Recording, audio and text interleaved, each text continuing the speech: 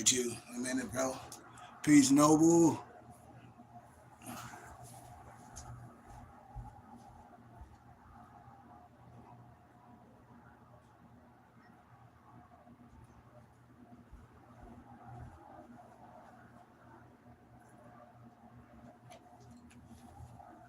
Hope everybody having a good morning.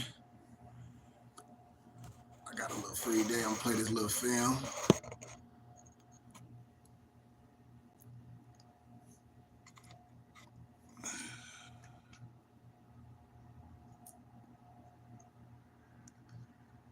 Be very enlightening.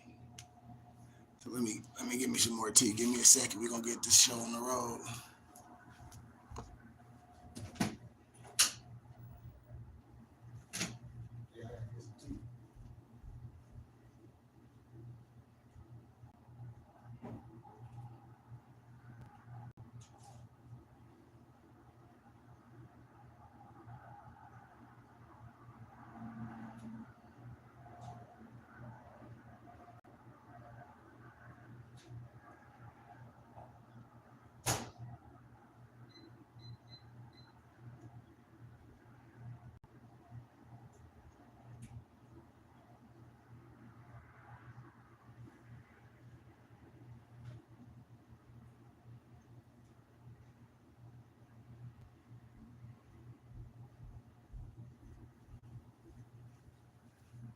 Yeah, we went and had some red snapper yesterday. It was good. Yeah, yeah, yeah. All right, we about to get it started. Let me. I'm just waiting for my tea to get done. Y'all good though over there? Okay. All right. Yeah, give me 1 second, family.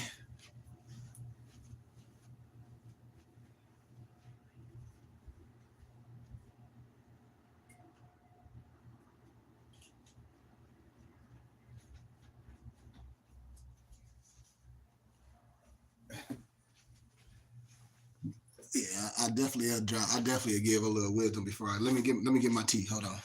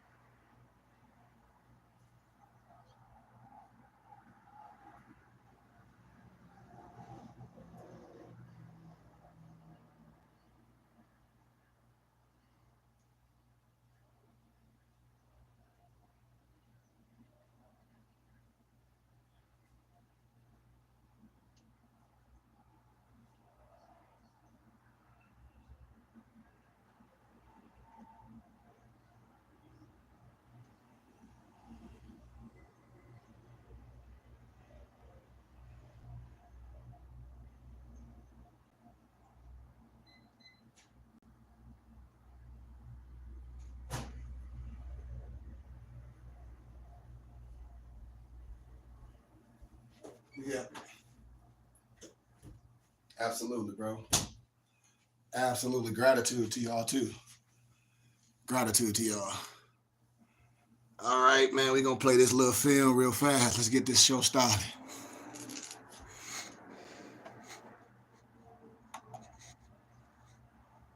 Historical truth, and they're led by their heartstrings, but it's not actually fact. One of those things again that people have been led for so many years as thinking that the Ashkenazi are in fact descendants of Shem, and we've discovered that the Ashkenazi are in fact the synagogue of Satan. They're the descendants of Japheth. They're Turkic Mongols from the Khazarian region that converted to Judaism in the 6th and 7th century. These are the things that we've discovered over the past few months. Those teachings came across in exposing opposing the rotting stick of Israel and the synagogue of Satan that are in our archives. But then if I'm going to go forth and say, well, you know, those that say that they are Jews but are in fact not, but are the synagogue of Satan, and the Ashkenazi are in fact not Jews, they are sons of Gomer, Japheth, they're not even Shemites. Many people have come to me and said, well, who are the real Jews then? Where are the Jews and what's going on? I mean, we understand that we're Joseph's multicolored coat and we're exiled into the nations. But if Yahweh is gathering the whole house of Israel, all 12 tribes, and the stranger that wants to graft in and join, then where are the tribes and what's going on?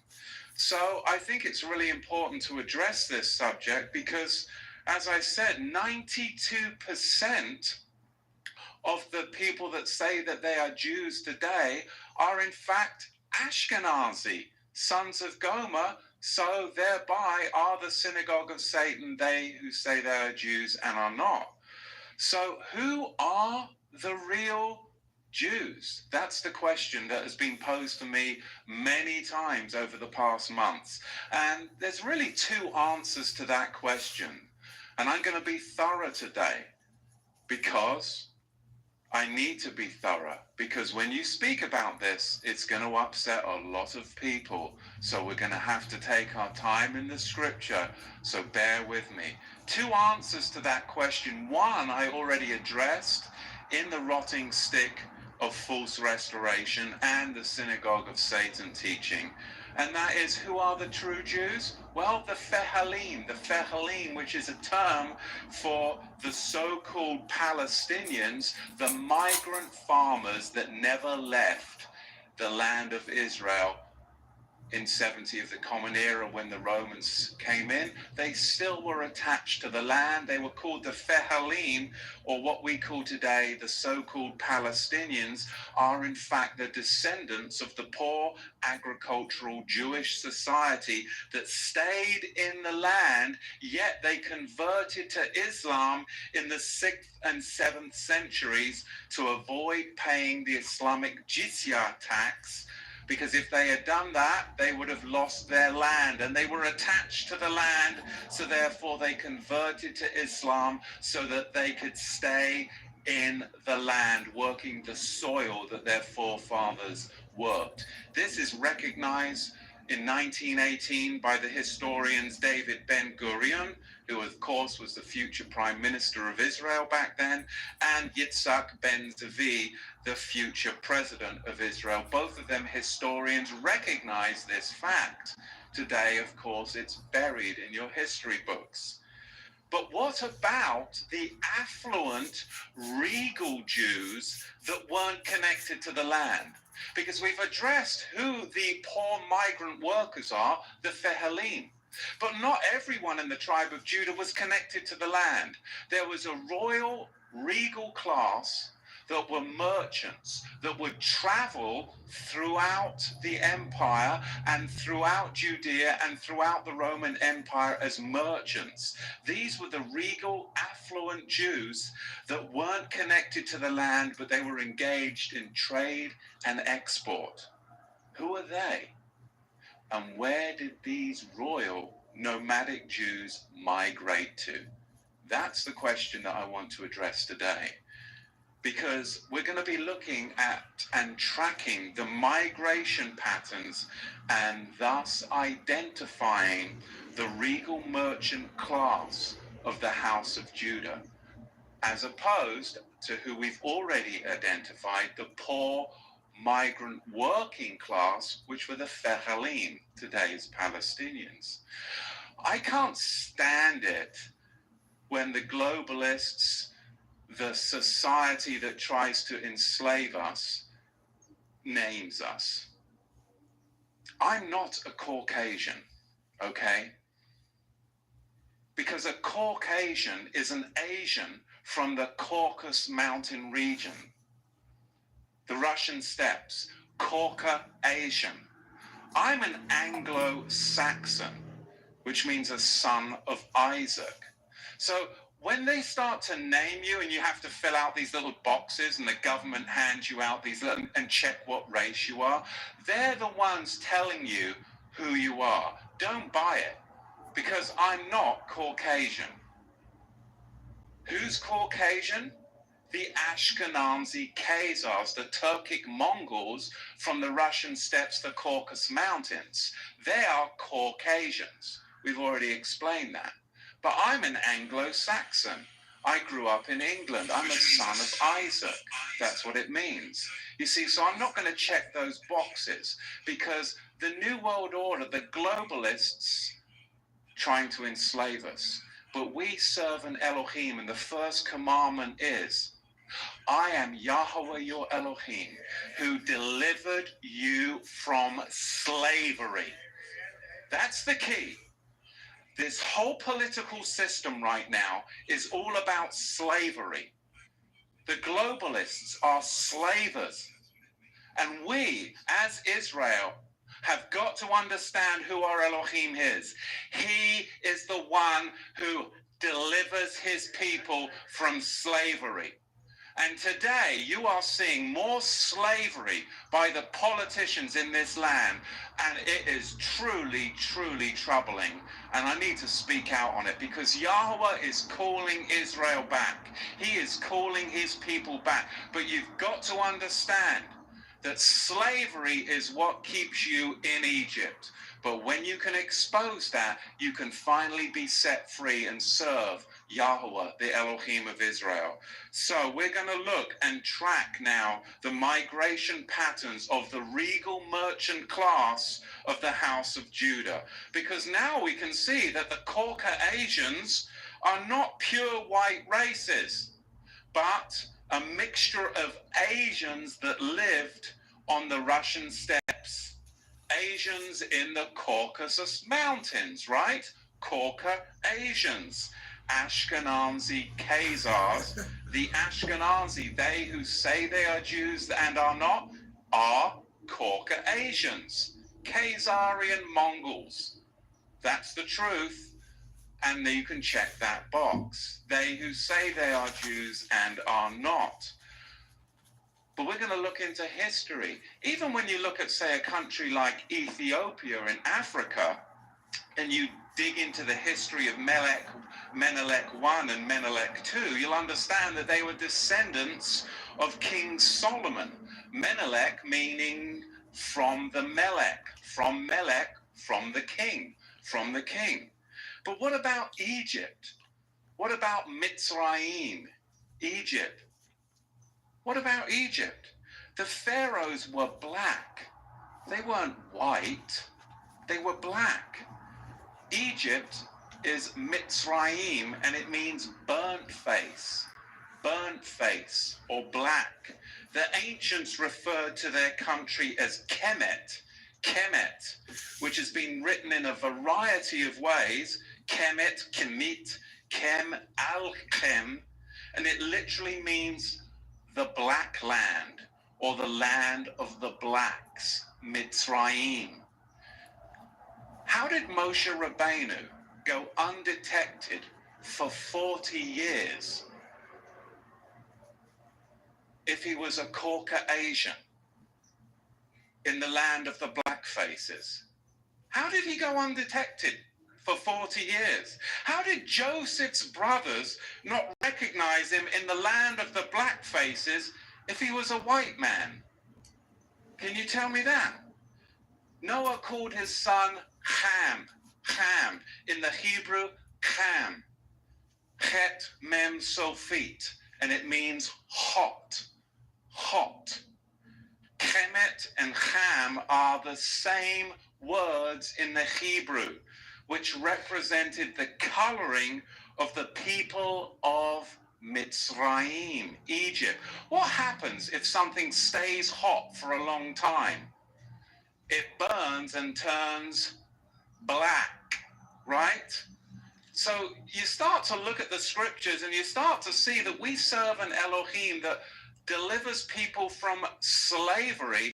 And then I get sick and tired of what's been going on in the run-up to these elections. And coming from England, where I see things so different in this country because I come from outside and come into it, and I see all the fermentation, and it really troubles me.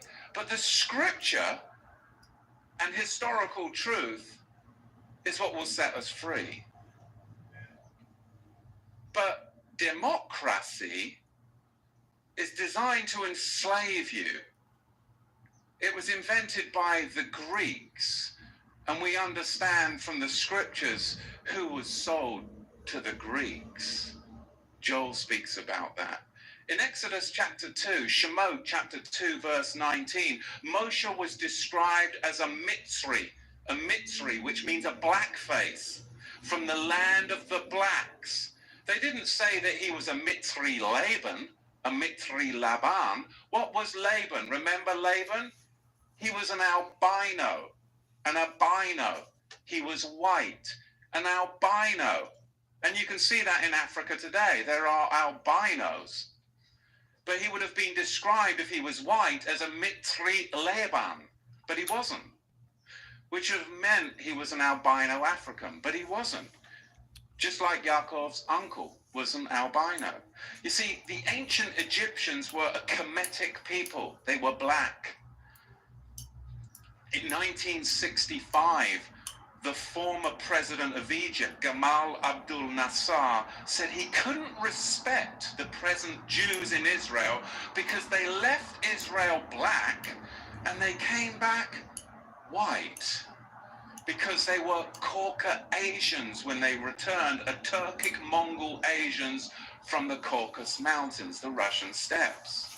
Song of Solomon, chapter 1, verse 5. I am black but comely, O ye daughters of Jerusalem, as the tents of Kedar, as the curtains of Solomon. I am black. The Hebrew word there is shachar ha-anya. It literally translates to I am dark-skinned. Got him. Strong's number, and I don't use Strong's numbers very often, but there's gonna be pushback. Strong's number 7838, shachar, from Strong's number 7835, dusky. So the word shachar means dusky. And if you look in the concise Oxford English Dictionary in the 10th edition, dusky means darkish in color, euphemistic of a person black and dark-skinned. And in the Old English Dictionary, it says tending to blackness. Song of Solomon's 5, verse 11. His head is as the most pure gold, meaning it's royal, it's regal, he's kingly, he's wearing a crown. His locks are curly and as black as raven. King Solomon, Melech Shlomo, was black. And only blacks have locks, not Caucasians, no matter what Rapunzel or what was the other one, Goldilocks would say, right? Look at Bathsheba in the Hebrew. Bet Tav Shin Bet Ayin, daughter of Sheba. She was the black daughter of Sheba, whose line goes back to Sheba, who was the son of Cush. Cush, who produced the Nilotic black races. Look at this, Bereshit, Genesis chapter 10, verse 6.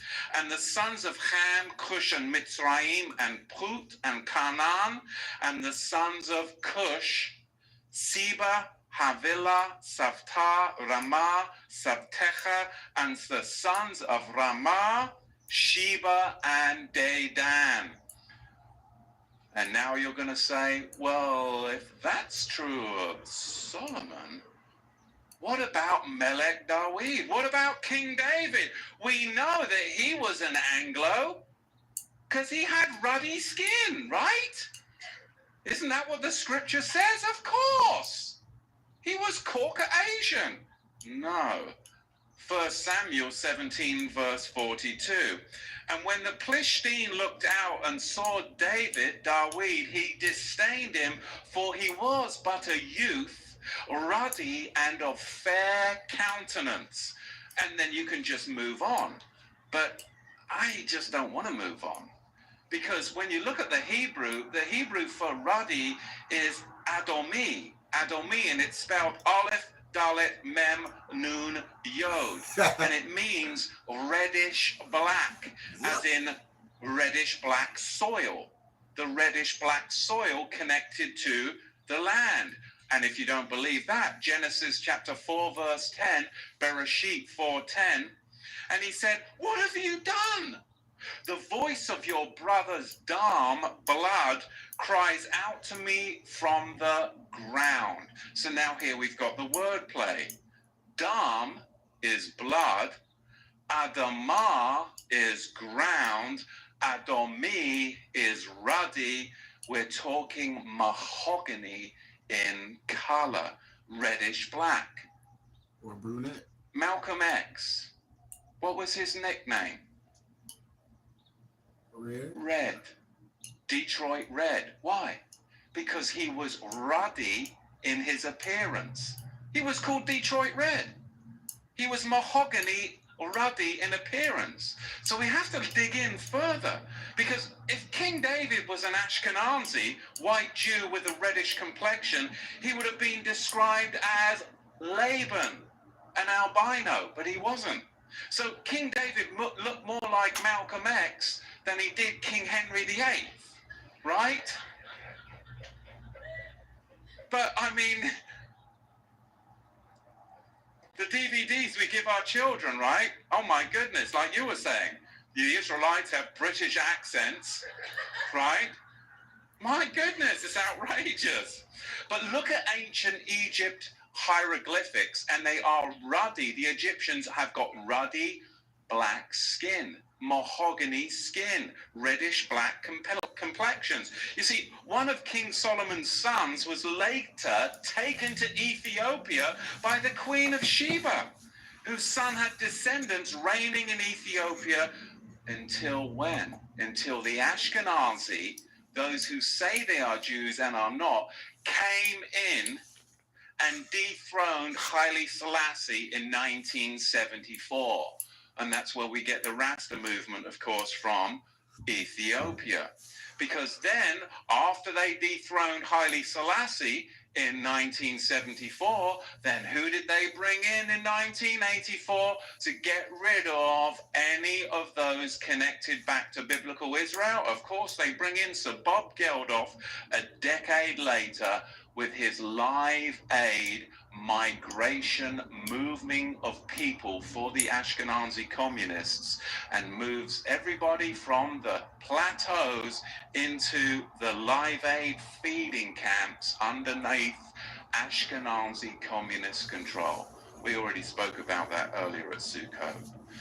Even the Ethiopian Jews, they're called the Falashas, meaning those that are black. Zephaniah chapter 3 verse 10. From beyond the rivers of Ethiopia, my worshippers, the daughters, my dispersed ones. That's the Queen of Sheba and her sons migrated and dispersed to Ethiopia. Lamentations chapter 4 verse 2.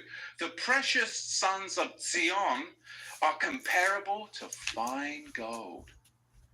Verse 8, their visage is blacker than coal.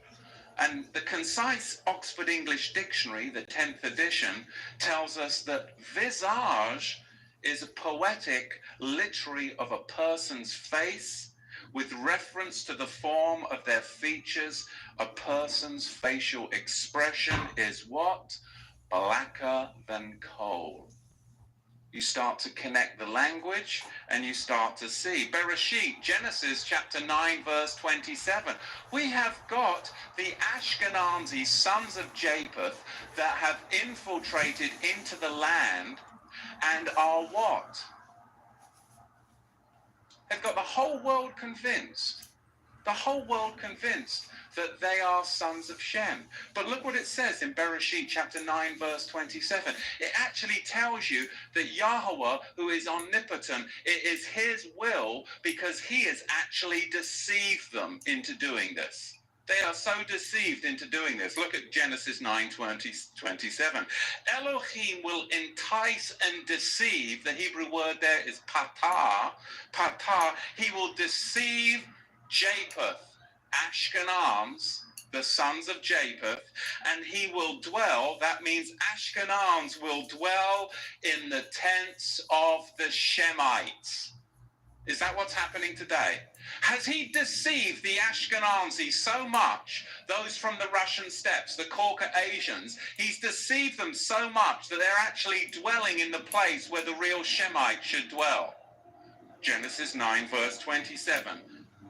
You see, Yahweh is the one that has deceived. He has enticed Japheth, patah, deceived, enticed. He's deceived and enticed the Ashkenazi Jews into believing that they're the Jews, and they've built the Zionist state of Israel today, which is occupying what? Our whole political platform. You don't know where the money is coming for Hillary Clinton? Where do you think it's coming from? The Ashkenazi slavers. That's where all this political money is coming from. And you don't think it's important for us to know this right before the elections, what's going on? Because they're going to try and enslave people even more. And we have to be aware of it. Because what's happened is the Ashkenazi are in fact occupying the tents of Shem, the real Shemites. Shem's not there. It's the Zionist occupiers that are there. Look at Job chapter 12, verse 18. The deceived and the deceiver are Yahweh's. Because some people are going to get all upset because you said, well, Yahweh deceived. He wouldn't deceive. Well, the scripture tells us that he does. Jeremiah chapter 20, verse 7. Yahweh, you deceived me, and I was deceived. Because there's a riddle, right? And we all know the riddle. I love the riddle. I love to do the riddle on my children. Out of the eater came forth meat, and out of the strong came forth sweet, right? What is sweeter than honey and what's stronger than a lion? And we know this from Shimshon, Samson, and Delilah. And she got hold of the riddle, did she not? Deceitfully. And Delilah made Shimshon, Samson, sleep upon her knees, and she called for a man, and she caused him to shave off the 7 locks off his head, and she began to afflict him, and his strength went from him. You see, Samson was the first Rasta. He was a Negro lion fighter, similar to the African Maasai tribe. Judges 14:5 and 16:19. You see, Samson tore a lion apart as he would a young goat. And as a Nazarite, he wore 7 dreadlocks. He was mahogany in body color, just like Malcolm X. And his visage was blacker than coal. He was a Negro. Lamentations 4:7 and 8. And this is really hard for people to see in Scripture, because predominantly it has been the Caucasians that have been in charge of the scriptures, right? For millennia. Lamentations 5:10. Our skin was black like an oven. Job 30, verse 30. My skin is black upon me, and my bones are burned with heat. Deuteronomy 28, verse 68. And Yahweh shall bring you into Mitzrayim, Egypt again, with ships. And the way of which I said to you, you shall see it no more again. And there you shall be sold to your enemies for slaves and female slaves, and no man shall buy you. And that is what happened to the regal class of the house of Judah. And I want to give you a brief history. I won't go into it too much, but I can't just make that statement because there'll be people that will push back. But I want to give you a brief history on slavery. I was just amazed, I got to tell you. I mean, when you come to America and you talk to people about slavery, you can talk to black people about slavery, white people about slavery, and they'll give you all this history on slavery, and it only goes back to the 16th and the 17th century. And you're like, don't they teach you the history of slavery? Why? Ask the bloody question. Why are they only teaching you the history of slavery as far back as the 16th and the 17th century? Why are they only going that far back? Because they don't want you to go farther back than that, because then you'll actually find out the truth. But from the 16th and 17th century, we'll teach you about slavery.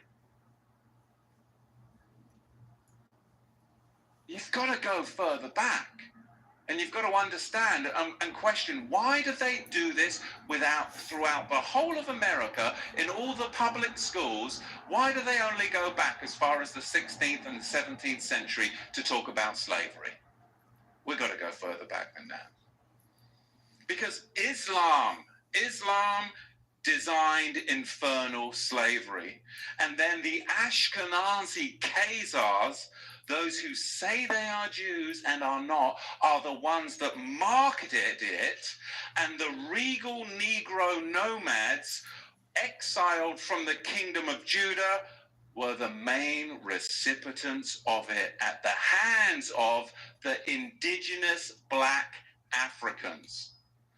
Because you've got to understand, the regal class of the house of Judah came down from Israel, and they came into the land of the black Africans.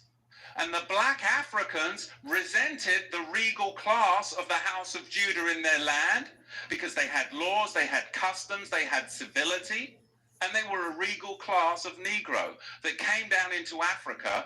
And later on, it was the Ashkenazi, the Islamic slave traders as well, that then worked together with the indigenous black Africans to enslave the regal house of Judah.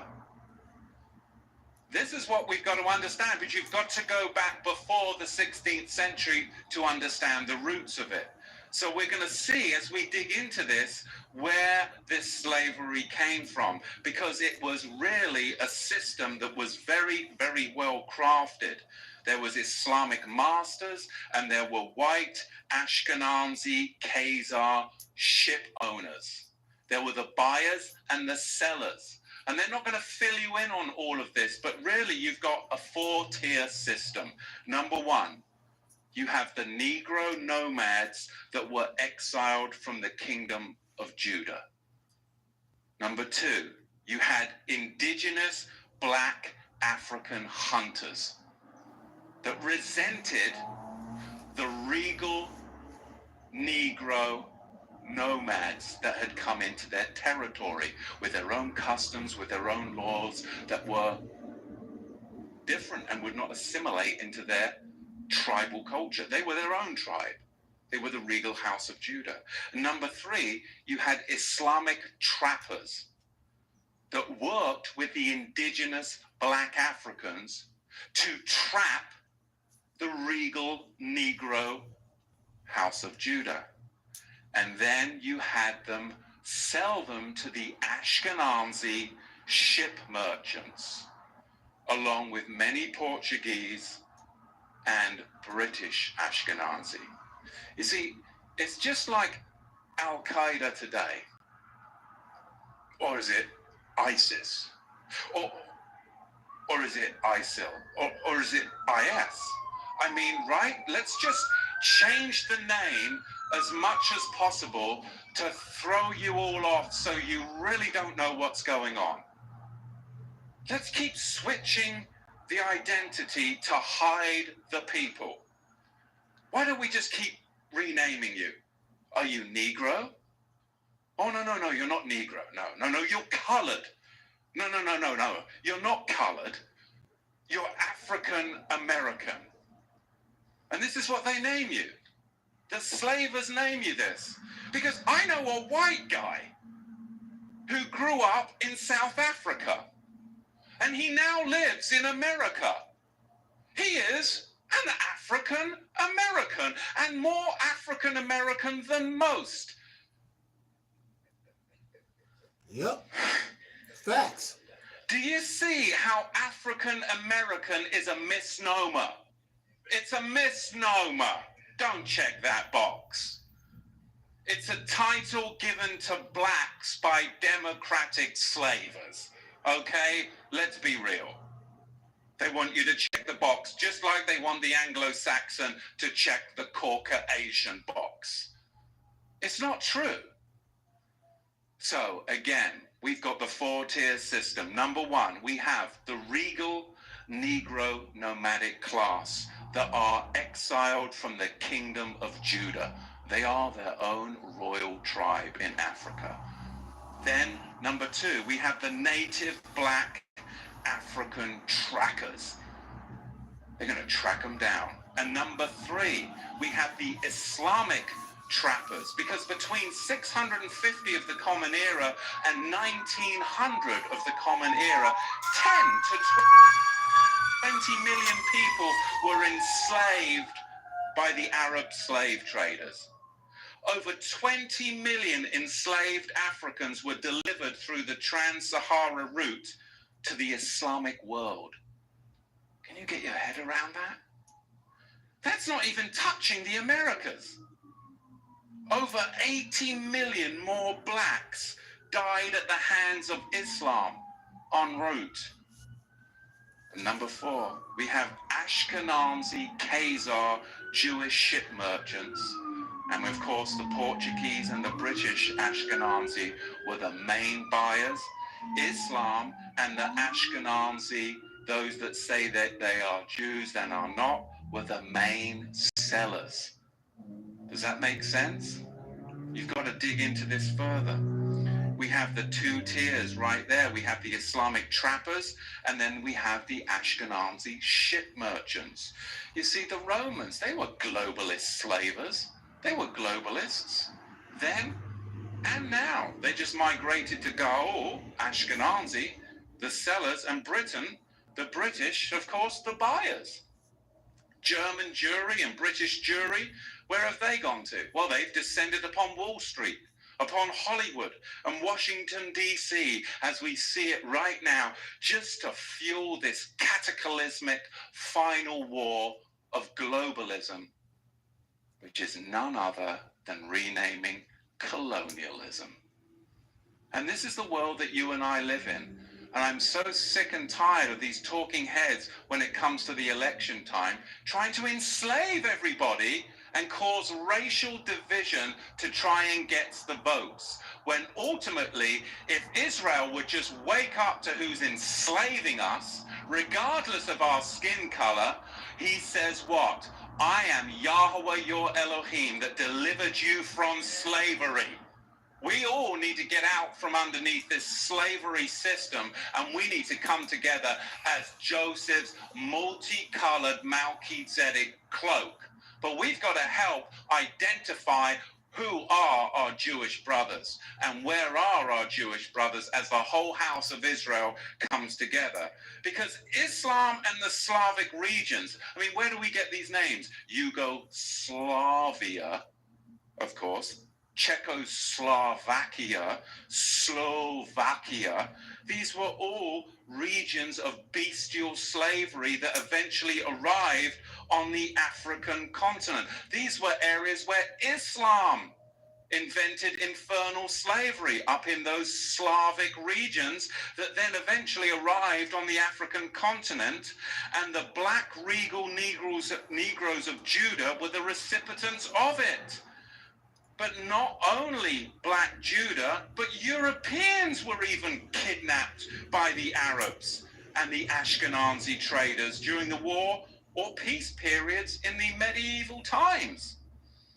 So, just to recap before we go further, because I don't want you to be confused, because it's of utmost importance. The real Shemites, the Fehalim, the rural farmers found in the land of Israel at the end of the 19th century and the beginning of the 20th century. what we call today the Palestinian Christians, Palestinians, and other anti-Zionist, non-Ashkenazi, Torah-keeping Jews worldwide, just like the Yemenite Jews. And two, the real Shemites, the royal, regal, Negro nomads, exiled from the kingdom of Judah, African Shemites who were taken away in slave ships, Deuteronomy 28, verse 68, by the synagogue of Satan, the Caucasian white Ashkenazi Jews in the 17th and 18th century. Because Ashkenazi slaving, the history of it is outrageous. Let me read something to you. This is from the Ashkenazi Jew. He's a scholar, Jonathan Shoresh, and he says this: Jewish merchants routinely possessed enormous numbers of slaves temporarily before selling them off. If a slave auction fell on a Jewish holiday, it was postponed due to a lack of buyers and sellers. The Jews of Suriname gave their slave plantations Hebrew names, such as Machanaim, Nachamu, and Goshen. Rabbi Herbert Bloom adds that the slave trade was one of the most important Jewish activities. One of the most important Ashkenazi Jewish activities. In 1694, Jews owned 9,000 regal African nomadic Jews from the house of Judah. In 1694, they owned 9,000. Hello guys, welcome back to the channel.